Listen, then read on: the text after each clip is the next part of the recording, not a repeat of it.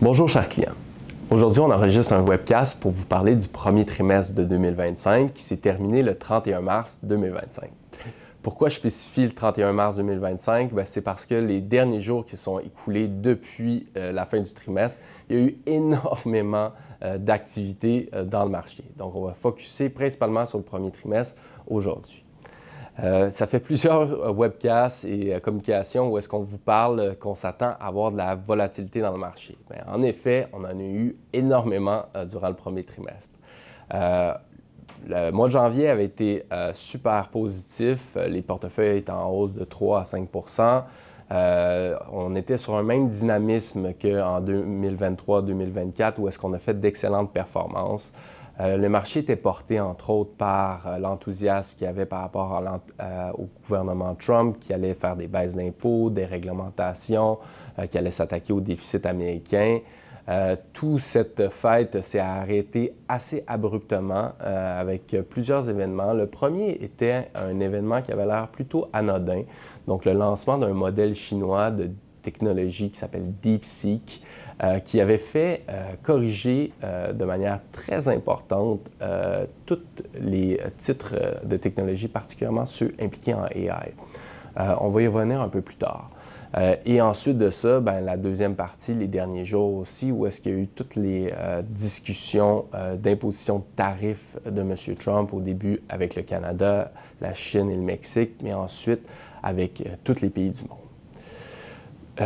Quand on voit des événements comme on l'a vu durant les derniers jours, mais durant le dernier trimestre, il y a énormément de volatilité, il y a beaucoup de panique. C'est très difficile, il y a beaucoup d'incertitudes, c'est très difficile finalement de voir clair durant ces événements-là.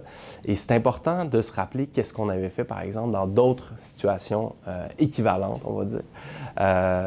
Par exemple, le cas du COVID est un événement assez intéressant parce que, un peu comme aujourd'hui, il y avait énormément de nouvelles à tous les jours qui pouvaient faire osciller le marché de manière très importante. Mais un peu comme avec la COVID, c'est important de voir qu'est-ce qui est le bruit, qu'est-ce qui est important dans tout ça. Et c'est important, un peu comme dans le COVID, de se poser la question, OK, qu'est-ce qui est fondamentalement changé par rapport à l'entreprise que je détiens? Est-ce que c'est une entreprise de qualité?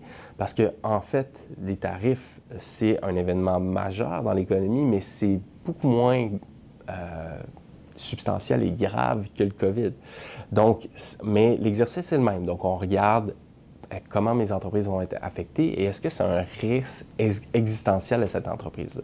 Et souvent, cette volatilité-là nous permet d'aller chercher des nouvelles positions dans des titres qui sont devenus à rabais.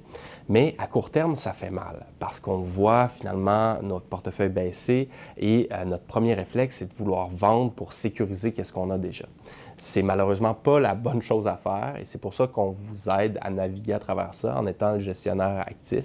On essaie d'être justement à l'avant de la parade, de faire des changements de portefeuille avant que les choses arrivent, mais évidemment, ce n'est pas toujours possible puisque, évidemment, si les marchés baissent aussi abruptement que depuis les 20 dernières journées, c'est parce que les marchés ne s'attendaient pas à ce genre de nouvelles-là. Mais donc, on focus sur ce qu'on peut contrôler et on focus sur la qualité, sur les bonnes entreprises. Et on croit que même si le marché ne nous a pas encore donné raison par rapport au changement de portefeuille qu'on a fait, on est très confiant des changements de portefeuille qu'on a fait. On peut revisiter quelques-uns d'entre eux. En fin 2024, par exemple, on avait décidé de complètement quitter la Chine et les marchés émergents. On pense que c'est toujours une bonne idée puisque on pense que les conflits avec la Chine et Trump vont rester beaucoup plus longtemps, en fait, que les conflits avec le Canada et M. Trump. Malgré ça, on a aussi diminué nos actions canadiennes à la fin 2024 et aussi en 2025. On pense aussi que c'est malheureusement une bonne idée parce que le Canada est un pays exportateur majeur avec les États-Unis et toute cette incertitude-là pour les compagnies canadiennes va faire retarder des décisions d'investissement, va nous lancer fort probablement dans une récession assez importante au Canada, même si la situation de tarifs se résorbe rapidement avec le Canada.